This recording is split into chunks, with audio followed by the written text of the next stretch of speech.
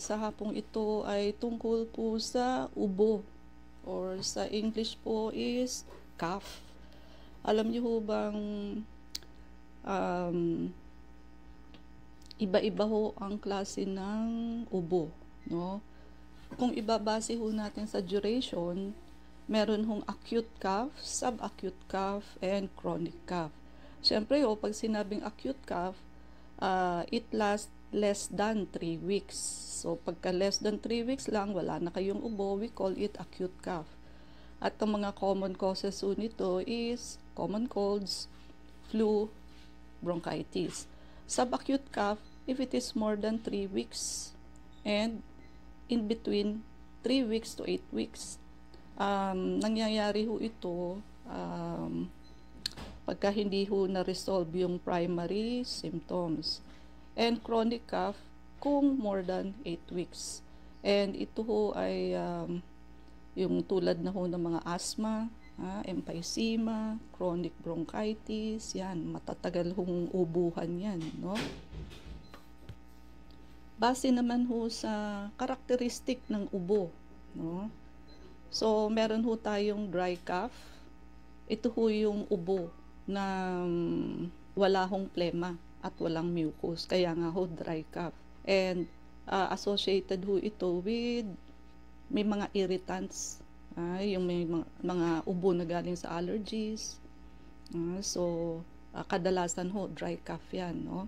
Productive cough, ito ho yung merong mucus or may plema. No? Tulad ho sa pneumonia, bronchitis, or chronic infection or chronic condition tulad ho ng COPD. And ayan, yung kapangyayari lang ho, ilang buwan na, yung whooping cough, yan ho ubong walang humpay na. And ito ho ay caused by Bordetella pertussis. At ito ho ay nakahahawa, highly contagious, no? Barking cough, ito ho yung often associated with croup sa children, no? Usually cause ito ng viral infection and yung inflammation ho nakasurround sa ating vocal cords. Nocturnal cough, ito ho yung nagwo-worsen ng ubo sa gabi. Kadalasan, syempre ho, nadidisrupt yung pagtulog. Common ho ito sa asthma, yung may GERD or postnasal drip. Hemoptysis, coughing up, may blood ho or blood stain ang mucus. Ito ho ay senyales ng may mga serious condition tulad ho ng TB, yung may cancer sa baga, at yung may mga pulmonary embolism. So yan hong tatlong yan, tandaan nyo, ubong may dugo. Pag may TB kayo, cancer of the lungs, and pulmonary embolism, yun ho bang nagka-blood clot sa baga. At balikan ho natin yung klase ng cough na galing sa allergy. Kadalasan ho ito, natitrigger ito ng mga pollen, dust, or balahibo ng mga pets, pusa at aso. And usually, ang allergic cough ho is dry cough. But pwede rin ho itong may kasamang ibang symptoms tulad ho ng paghahatching or sneezing or runny nose. So yan ho ang karakteristik ng allergic cough. Dry cough, may paghahatching po at runny nose. Smoker's cough, ayan ho, ang mga chain smoker, no? May tinatawag ho tayong smoker's cough. And kadalasan ho ito, yung mga long term na hong naninigarilyo, lalo na kung chain smoker kayo, 1 pack a day. And lalo na ho, may emphysema na, tulad ng COPD, no? Psychogenic cough, ayan, dry cough din ho ito. Usually ho sa bata, and it is thought to be linked sa psychological factor tulad ho ng stress or anxiety. Nakakakos din ho yun ng ubo. Ang tawag ho doon psychogenic. Kumbaga wala naman siya talagang ubo. Kung hindi yung dahil sa kanyang anxiety and stress, ayan po. And ano ho ba yung common cause ng cough? No? Pag usually ho infection, kadalasan ho may infection kayo. Ibig sabihin, may bacteria or virus kayo sa katawan, no? And kasama ho dito ang COVID-19, no? And ganito ho, pagka kayo may ubo sa ngayong panahon, wag ho kayong kampante. Hindi ho katulad nung bago nag-pandemic. So, pag may ubo ho kayo, ay hindi ganun ka nakaka-worry. Ngayon ho kasi, after pandemic, marami ho kasing may pulmonya. No? So, landyan ho lagi si pulmonya. Yung dati hong pulmonya, community-acquired pneumonia. May ubo yan, may sipon, mukhang toxic, walang ganang kumain, mahina. But ang problema ho natin ngayon is what? Walking pneumonia. Pulmonya ho na walang simptomas, walang ubo, walang sipon, tapos so abrupt. Ibig sabihin, kahapon okay kayo, ngayon ho naghihingalo kayo. And kung dyan pa lang ho, sa difficulty of breathing ninyo, saka pa lang kayo pupunta ng ospital, it's too late. Kasi by that time, bagsak na ang oxygen ninyo, ibig sabihin nakatawid na ho yung bacteria and virus sa puso. And ibig sabihin ho, pag bumagsak ang oxygen ninyo, sira na ho yung puso. So, isipin nyo, may ubo kayo. Yun nga hong walang ubo may pulmonya. How much more yung may ubo, no? So, at hindi lang ho yun, ha? Tandaan nyo ho, hindi lahat ng doktor alam ang walking pneumonia. Kaya marami hong pasyente na didisgrasya. So marami hong doktor ang namamatayan ng pasyenteng may walking pneumonia. Kasi ho, isa sa mali, hindi sila nag-o-auscultate, hindi ho sila nakikinig ng likod. At makinig man ho ng likod, sa ibabaw pa ng damit. Hindi ho totoong auscultation yun. Kasi ang crackles, hindi mo gaanong maririnig pag may damit ang pasyente. Kasi ho, napakapino lang ho ng crackles. No? So, hika ho, obvious. Kahit nakadamit yan, maririnig mo ang may wheezes. Pero ang may crackles, so, ang tunog ho niya sa stethoscope para hong yung nagluluto kayo sa low fire. So, ganyan lamang po. No? And, worst come to worst, meron nga hong doktor na hindi nag-o-auscultate at all. Pasyente na ho nagpipresenta, lalo na hong listener ko na i-auscultate siya. Pero gayon pa man ho, sa labas pa rin ho ng damit, no? So, kaya mag-iingat din ho kayo kung sino ang pupuntahan ninyo. So, of course, I will suggest na sa amin kayo pumunta, no? Hindi dahil gusto kong sa amin kayo magpa-check up, but ay para ho talagang ma-save kayo sa deadly disease like walking pneumonia, no? Yung iba ho, namatayan na ng pasyente, hindi pa rin alam kung ano ang cause ng ikinamatay. Sabi daw ho nung, kwento ho ito ng pasyente kong isa, yung nanay buhay. Yung anak na 25 years old, siya ho ang namatay. At yung doktor, namatay na yung pasyente, hawak-hawak pa ho yung x-ray plate at tinitignan niya pa rin, sabi nung doktor sa pasyente, imposible naman na may pulmonya siya. Clear naman ang x-ray niya. Akalain nyo yun, namatayan na ng pasyente, still the doctor doesn't know what is the cause of sakit. Malamang hindi siya nag-auscultate.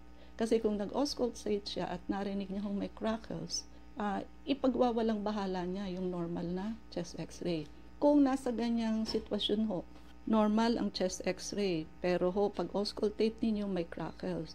So, may pneumonia o wala. So, siyempre ho, yung actual na narinig nyo yun sa stethoscope nyo. Pero ang x-ray kasi medyo subjective ho yan. Mababaw lang ho kasi ang kuha ng chest x-ray. So, meron hong pneumonia na hindi kita sa chest x-ray. So, ito ho, baliktad, upward yung yung acid. Kasi nga ho, yung sphincter, sira na. Parang valve yun, sphincter. Kailangan ho yan sumasara after mag-downwards, no? Kaya lang ho, nakaka-backflow siya kasi yung sphincter na dapat sasangga ho is damaged. Yan ho ang sitwasyon ng may GERD. Smoker, pag smoking ho kayo, lalo na kung chain smoker kayo, persistent cough ho yan. Naririnig mo ang smoker's cough, dumadahak ho ng may plemang ubo. At yung may mga chronic obstructive pulmonary disease, ito ho ay long-term lung disease ho ito. Isa na ho dyan ang may emphysema. Dito ho sa kasong to, hindi na masyadong nababanat yung lungs. Nawala na ho yung elasticity ng alveoli ninyo o yung mga air sac ninyo, no? Environmental irritants tulad ng pollution, chemical fumes, or strong odors. At eto pa ho, yung mga pang high blood, tulad ng ACE inhibitor, no? Isa ho sa side effect niyan is coughing. Kung dati wala kayong ubo, nung lumipat kayo ng gamot sa high blood, naging ACE, naka-ACE inhibitor kayo tulad ng captopril, enalapril, yung mga pril, yan ho ACE inhibitor.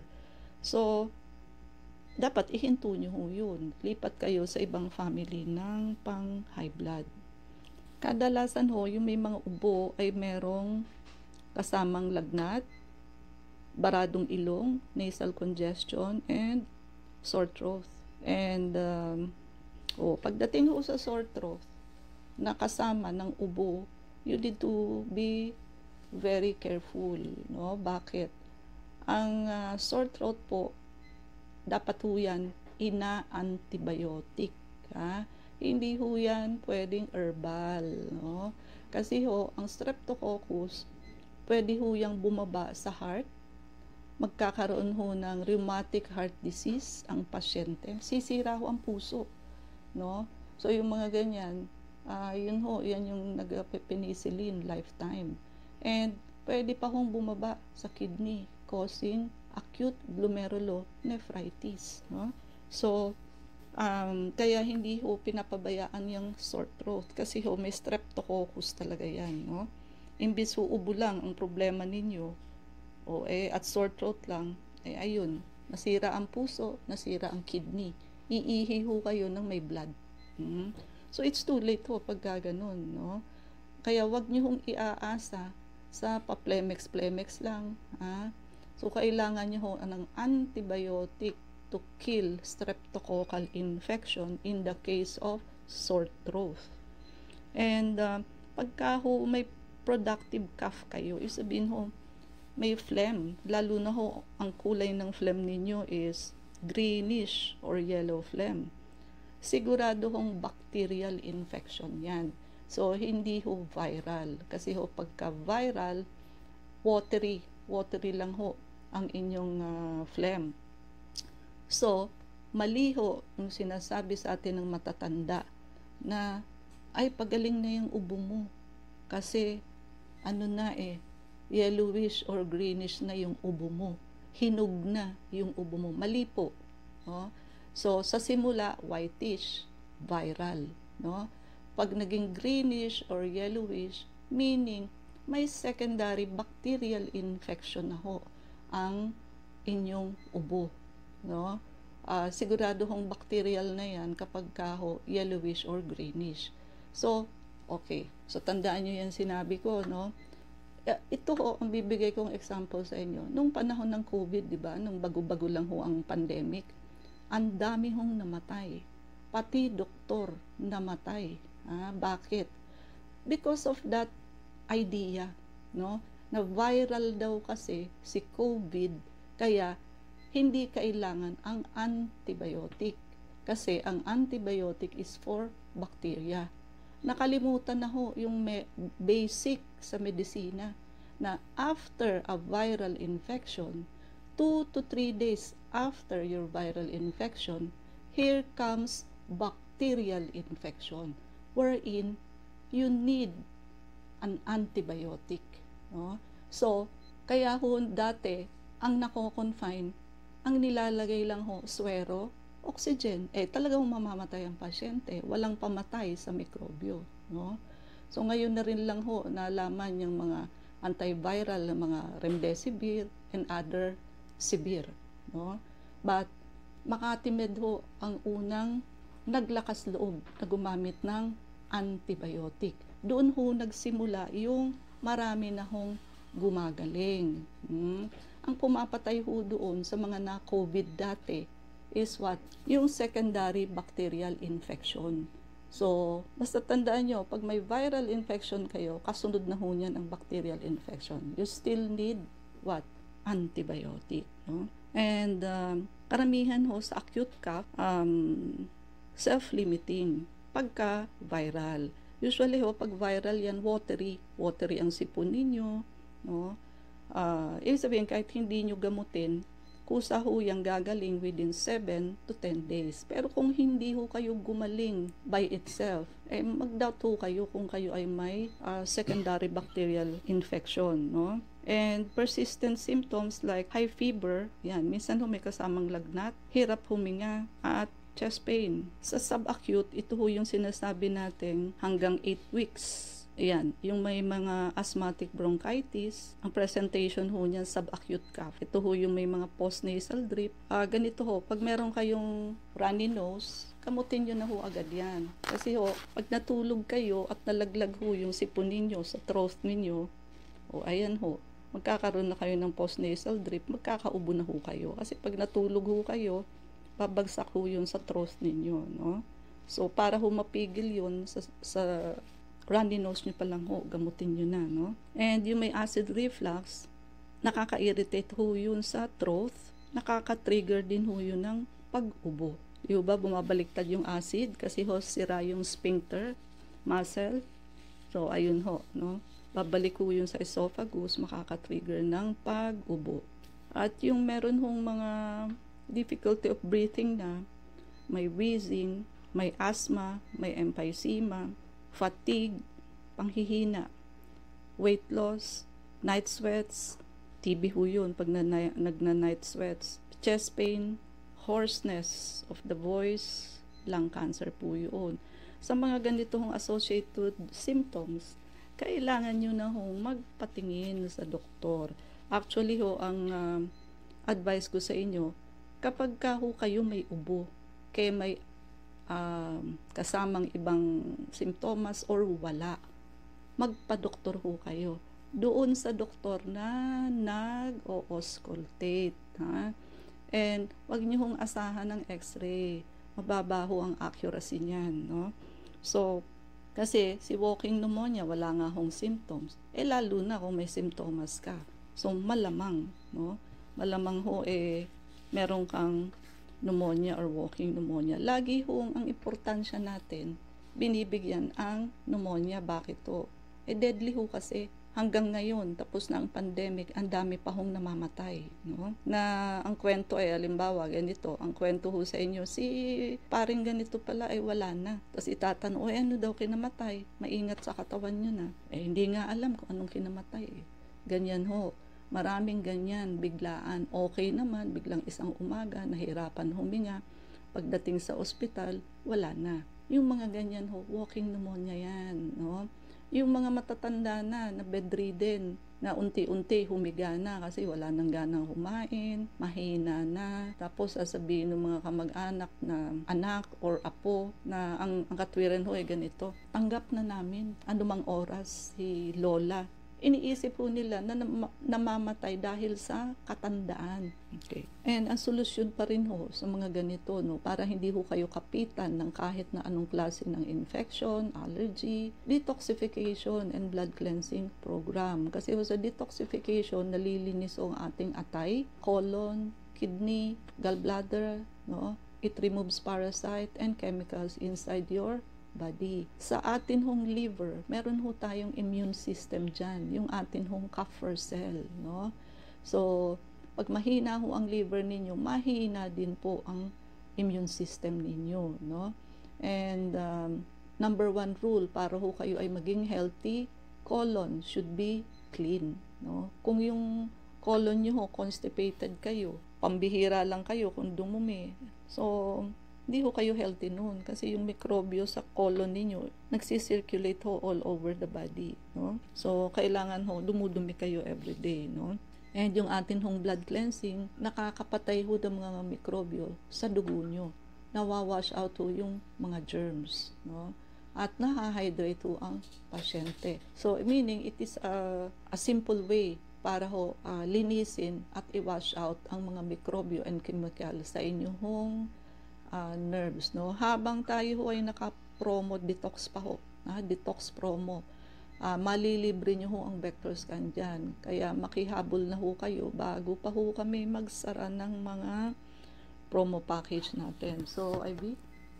Or doon po sa mga nais magtanong, mag-text po kayo sa 0922-875-2899.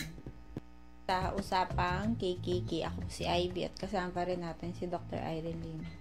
Dok, tanong ni 9989, good PM, Doktor. Tanong ko lang po, okay bang uminom ng multivitamins tablet ang may chronic na sakit sa liver?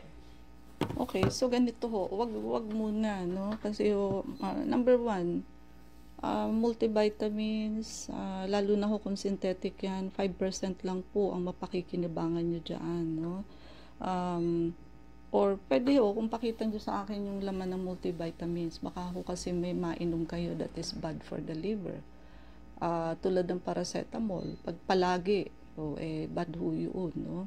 And, mas maganda pa ho, para natural, mag-juicing ho kayo everyday. Pag samasamahin nyo ho yung celery, apple, pineapple, yung carrots, no? At yung pipino. Kung meron pa ho kayong ibang gustong idagdag, okay lang po yun. Kasi ho yun, talagang live ho yung nutrition na makukuha nyo doon. Plus, may enzyme ho siya. Mas sure pa ho kayo doon, no?